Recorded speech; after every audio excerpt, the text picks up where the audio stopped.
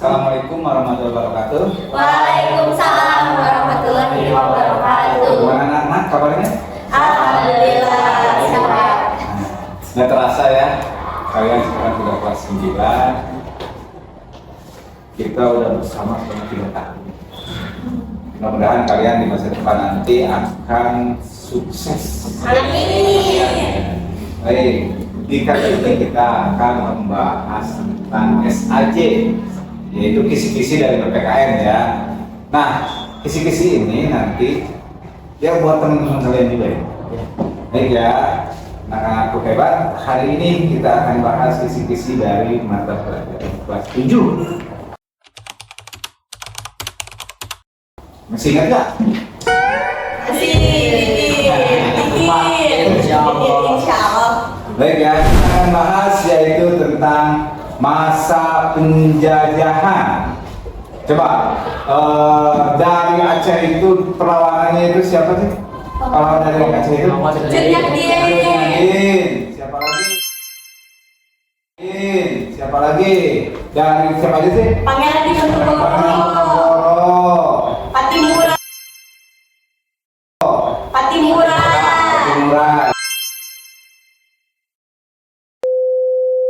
Ya, kan itu kita masa Belanda datang ke kita itu ke Nusantara ya. Contoh belum ada di Indonesia. Jadi dilawannya itu oleh kerajaan-kerajaan.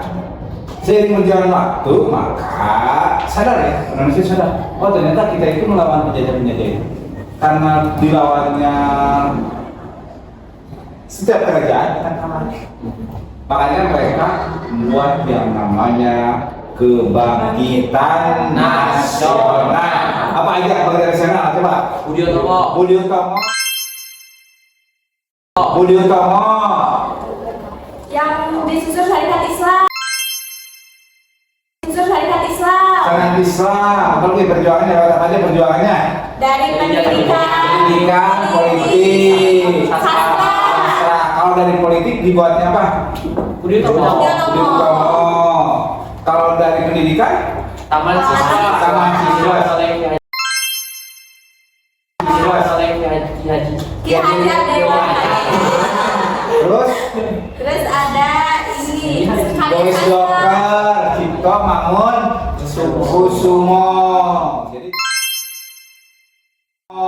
Jadi Cipto Mangunkusumo, Ki Hajar Dewantara itu yaitu membuat taman siswa. Ada juga sastra siapa? Abdul Mulis.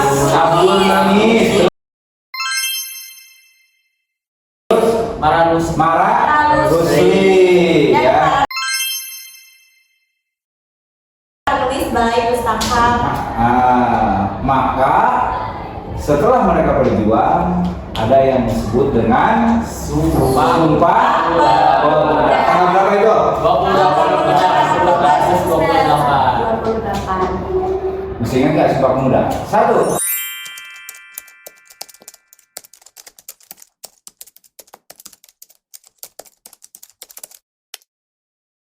Dari Sumpah Pemuda, maka mulai di situ ada yang namanya Indonesia.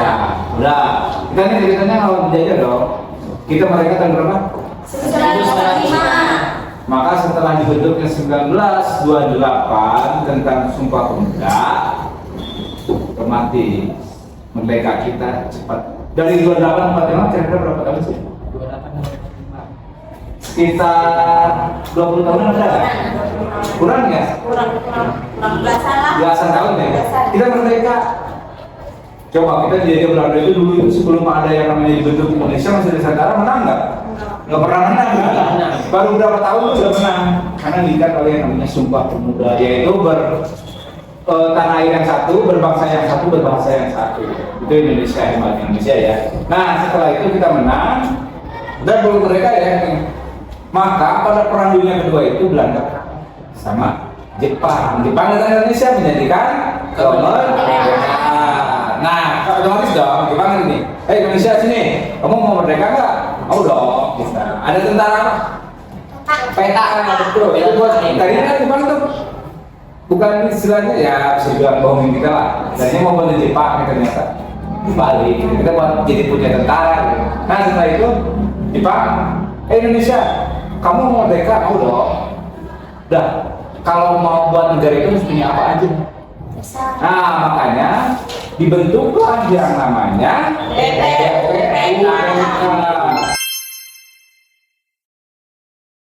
BPUPK. Siapa ketuanya?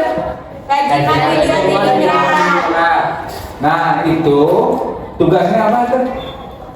BPUPK itu kepanjangannya Badan Penyelidik Usaha Persiapan Kemerdekaan Indonesia.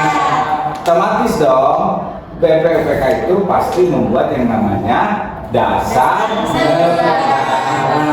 Kalau dasar negaranya kan ini buat Pancasila. Menurut saya Roni Sudardi ya menghasilkan yang dasar negara.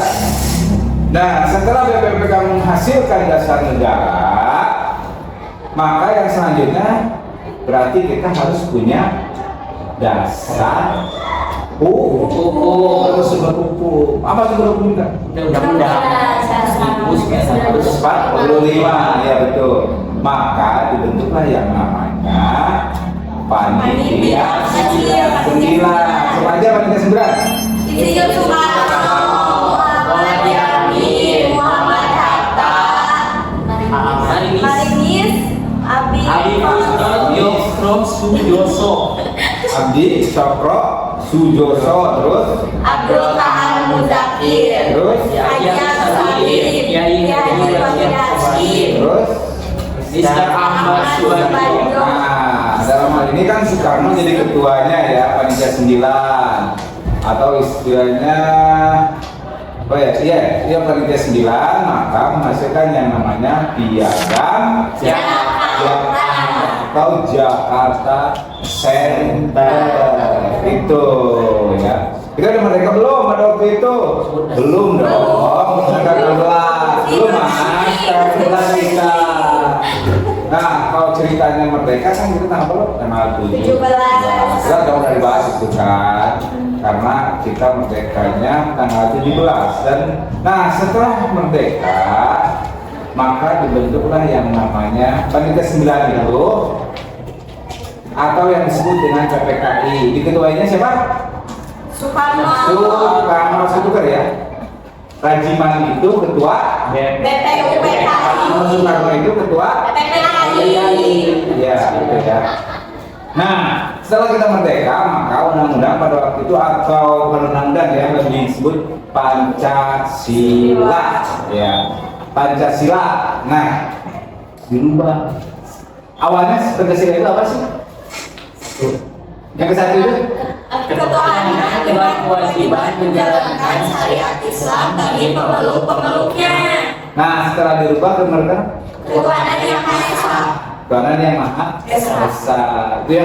Jadi ini kenapa dirubah? Ya mungkin kalau di sini kan kesannya negara kita adalah negara Islam. Karena bukan kan kita ini bukan timur, kita ini bukan barat, kita ini bukan Arab, tapi kita ini Indonesia dengan berbagai budaya dan bahasa dan lain-lainnya ya. Nah itu baik ya, itu bab pertama itu aja. Kita lanjut ke bab kedua. Boleh minum dulu dong, minum dulu boleh.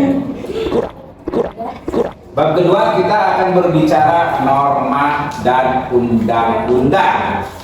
Oke ya. Kalau menurut kalian itu norma itu dibuat buat apa sih? Norma itu biar apa sih? Apa aja? Menciptakan ketertiban dan keamanan bersama. Terus apa lagi? Mencegah benturan kepentingan antar warga. Terus Membentuk akhlak atau karakter manusia. apa lagi? Menjadi petunjuk bagi setiap individu dalam menjalani kehidupan di masyarakat. Terus? Dan yang terakhir mewujudkan keadilan dalam kehidupan bermasyarakat, berbangsa dan bernegara. Oke, berarti ya jelas ya.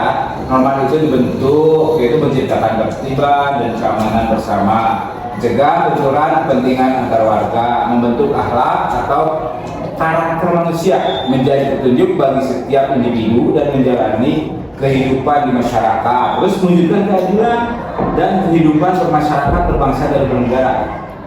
Itu adalah dibentuknya norma. Kalian masih ingat ya? Normanya benar.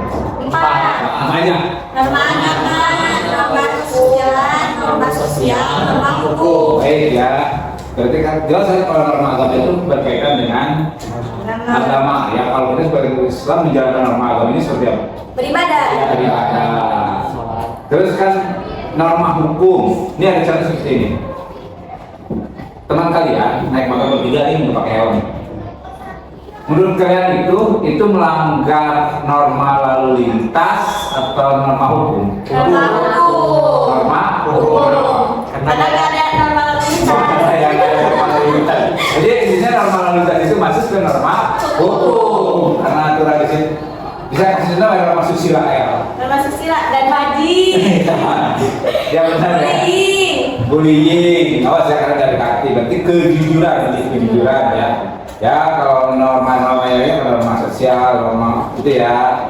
Jadi lebih toleransi lah itunya. Itu ya. Kita akan kaitkan nih norma dengan Kewajiban Pancasila. Oh, Pancasila. Pancasila dong. Yaitu norma ketuhanan berkaitannya dengan sila berapa sih? pertama. Sila pertama. Terus yang selanjutnya norma kemanusiaan Norma merupakan norma terkait dengan nilai kemanusiaan. Kemanusiaan itu sila berapa? Sosial. Sila berapa sih kemanusiaan? dua. Apa? Kemanusiaan yang dan terus norma persatuan. Tiga. Norma kerakyatan merupakan norma keempat. Ya, itu sama kelima itu ya norma terkaitan dengan nilai kerakyatan. Itu adalah kaitannya jadi jelas ya norma agama itu berkaitan dengan satu, norma kemanusiaan itu dengan sila kedua, norma persatuan dengan sila ketiga, norma kerakyatan yaitu berkaitan dengan keempat dan kelima. Itu jadi Pancasila itu sudah dikaitkan dong ya dengan norma-norma. Jadi norma itu kebiasaan yang ada di kita. Yang selanjutnya kita bahas hak dan kewajiban. Di sini ya, tapi sebelum kita bahas hak dan kewajiban, kita bahas dulu nih tentang perumusan undang-undang ya. Perumusan undang-undang tadi kan kita telah bahas ya BPK, siapa diketuainya oleh siapa? Oleh Hajiman Widodi. Ada sidangnya ya. Sidang pertama yaitu pada 1 Juli BPK itu merencanakan undang-undang sama panitia 9 ya. Itu apa aja sih yang ada harus isi dari undang-undang itu harus mencakup apa aja? 1. Wilayah negara Indonesia yang mencakup seluruh bekas wilayah Hindia Belanda dan pulau-pulau di sekitarnya. Yang kedua, bentuk negara Indonesia adalah negara kesatuan. balik yang ketiga, Bentuk pemerintah Indonesia adalah republik. Mas, Bendera nasional adalah sangsaka merah putih. apalagi Terus bahasa nasional Indonesia adalah bahasa Indonesia. bahasa Indonesia. Jadi sebenarnya ini ya lebih ke Sumpah Pemuda ya sebenarnya, lebih ke Sumpah Pemuda aslinya. Ya, jadi jelas ya udah disebutkan. Oh, undang-undang itu harus ini isinya, ya. Nah, yang selanjutnya yaitu kita akan bahas amandemen, perubahan undang-undang. Nah, dalam perubahan undang-undang yaitu kita pernah mengalami beberapa amandemen. 4 kali. Contohnya amandemen yaitu berapa kali itu aja. Perubahan pertama dilakukan melalui sidang MPR tanggal berapa? 14 sampai 19 Oktober 1999. Terdapat berapa pasal 9 pasal yang diubah dalam amandemen ini. Ini yang paling terpokok nih tentang presiden. Nah, presiden dulu itu bebas. Sekarang itu berapa tahun sih? Maksimal 10 tahun. Dengan 2 periode. dengan 2 periode. Tapi itu kalau menang ya. Ya. Kalau misalkan periode pertama 5 tahun, periode kedua nggak dapat. Ya udah nggak apa-apa. Berarti aja 5 tahun aja. Ya gitu. Ngomong, tahu nggak presiden itu siapa aja? Tahu. Yang pertama Soekarno, Soeharto, B.J. Habibie, Gus Dur, Megawati, SBY, Jokowi. Yang terakhir Prabowo. Hebat ya. Baik ya, itu untuk bab yang kedua. Kita bahas bab yang ketiga ya. Nah, Indonesia setelah mengalami penjajahan, kita harus menentukan wilayah. dari Indonesia itu katanya kita ini mau wilayahnya sampai mana sih Indonesia? Gitu kan. Nah, dalam BPPT itu, si BPPT tadi orangnya kudu kemana? Kayak itu wilayah teh. Maka dihasilkanlah keputusannya yaitu tiga pilihan. Pertama, seluruh Hindia Belanda. Yang kedua, seluruh Hindia Belanda ditambah Malaya, Borneo Utara, Timor, dan Papua. yang ketiga, Seluruh Hindia ditambah Malaya dan Borneo Utara. nah, cuma kan Soekarno itu, kalau nggak salah Soekarno mau Majapahit itu menyatakan dia kita itu harus kerajaan Majapahit Jawa luas. Ini aja kita kan Malaya itu kan nggak diambil ya, Malaysia itu nggak diambil ya. Kalau Borneo Utara itu ya Kalimantan ya, kalau sekarang Kalimantan. Kita kan berbatasan. Malaysia kan yang Kalimantan kan Malaysia gitu. Udah gitu. Jadi intinya yaitu kita udah menentukan wilayah Indonesia itu dikasih 3 pilihan. Pertama seluruh, makanya pilih itu yaitu seluruh Hindia Belanda. Ya termasuk era penjajahan Portugis. Itu. Coba yang selanjutnya yaitu ciri-ciri negara kesatuan itu seperti apa sih? Ada 4 Pak. Apa aja? 1. Pemerintahan pusat yang memegang seluruh kekuasaan. Yang kedua, Bari? 2. 1. Undang-undang dasar yang berlaku di seluruh wilayah negara. Terus 1 kepala negara dan kepala pemerintahan untuk seluruh rakyat. Terus 1 badan perwakilan yang mewakili seluruh rakyat. Nah, intinya gini ya, 1 pemerintah pusat yang memegang seluruh kekuasaan. Kita terpusat dong sama yang namanya presiden seperti kota gitu kan. 1 undang-undang yang berlaku di seluruh wilayah Indonesia. Seluruh Indonesia itu baik Papua, Aceh, yaitu berlaku yang namanya UUD 1945. Berikutnya isinya itu pasal itu loh. 1 kepala negara dan kepala pemerintahan untuk seluruh ya iyalah. Kepala negara kita apa? Presiden. Ya sama tuh. Kalau kepala pemerintahan di sini ya istilahnya bupati. Sama itu 1 ya. Nggak bisa loh. Dia di Bupati Kilo sama di presidenan di Papua ya. Yaitu 1 badan perwakilan yang mewakili seluruh rakyat. Jadi dari istilahnya kalau ke DPR itu kalau ke DPR itu dari Papua 1. Jadi untuk membahas tentang wilayah itulah ya Indonesia.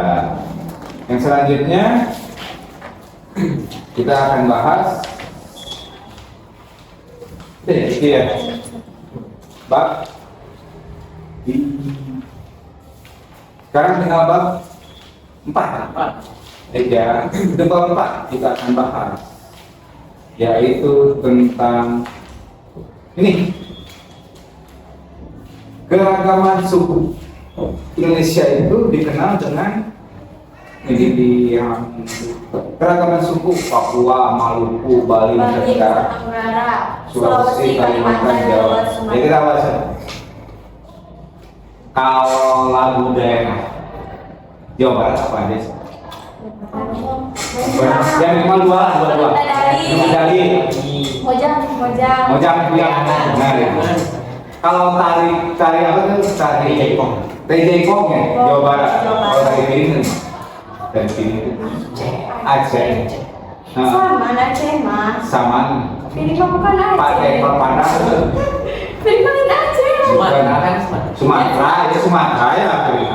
Yang itu yang itu. Malah pikiran. Jadi intinya yang kita akan di sini ya. Ya kita belajar dari Jawa Barat itu ada tarinya, tari Jaipong. Kalau lagunya ada Maluk Dadali. Itu apa? Rumah adat nak? Rumah adat ada. Itu ya. Ada lagi tuh rumah yang pernah tidur, gitu kan? Dari mana? Rumah Belanda. Ya itu rumah nggak Belanda. Kalau alat musik banyak ya. Makanya Indonesia itu dari berbagai ya, dari mulai alat musik yang kita pelajari banyak ya. Yang penting intinya kita belajar di Jawa Barat dulu aja lah, gitu kan. Nah, yang selanjutnya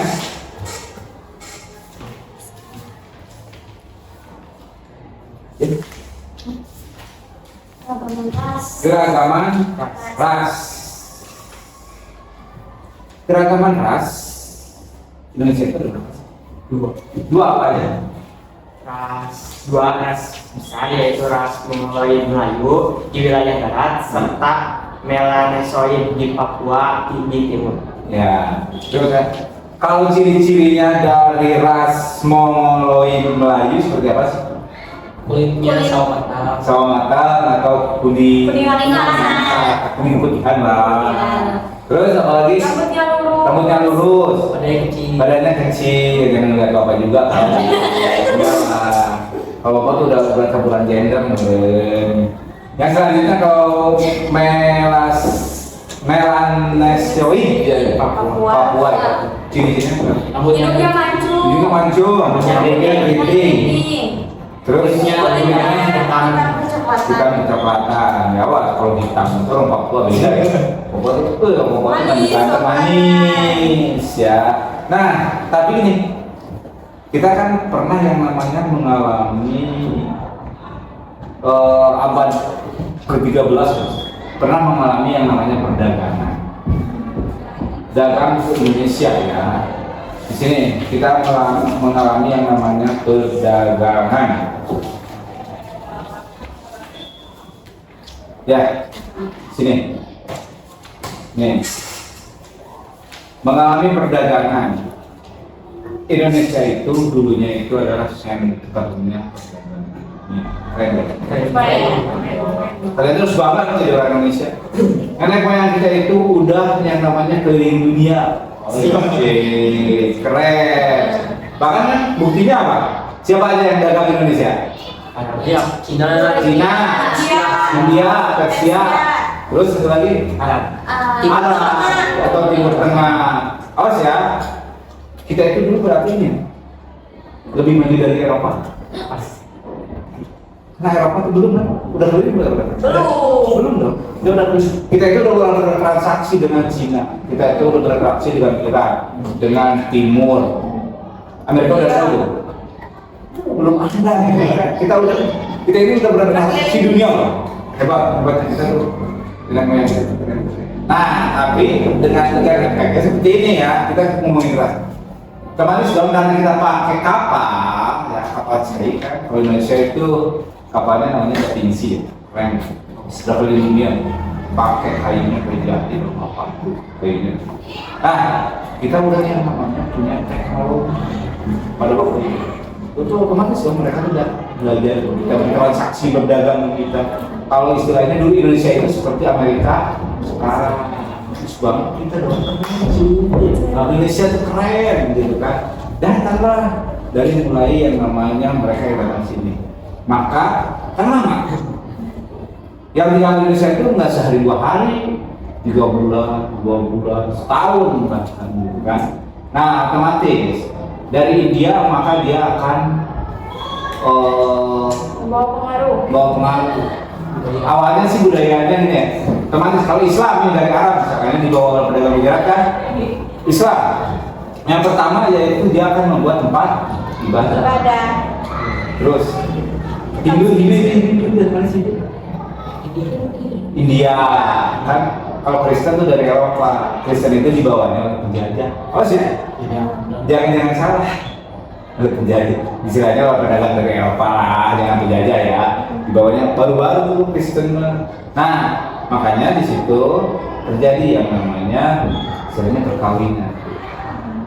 Paling sekarang kan ada yang namanya orang Indonesia kawin dengan orang Cina, jadi apa? Cinjo. Ada lagi dengan orang Arab gitu kan, banyak juga orang India tuh. Ya barangkali kan di sini, lu badannya kecil tapi kok mirip orang India. Orang Persia, kalau sekarang Persia Iran. Lu kebayang nggak? Kita dulu udah bertransaksi dengan negara Persia, semaju itu. Dia kelihatan sekarang bisa bikin apa? Ini Iran udah orang Amerika aku keren. Berarti orang-orang cerdas itu datang ke Indonesia. Jadi kalian itu sebagai orang Indonesia jangan sampai harus bangga. Itu aja ya untuk keragaman ras. Jadi intinya ras itu ada 2 ya. Yang pertama yaitu ras ras Minoid Melayu dan ras Menoid Papua. Oke, ya. Ya. Dah, ya. Itu untuk pembelajaran dari kelas 7. Yang nantinya kita akan bahas di kelas 8.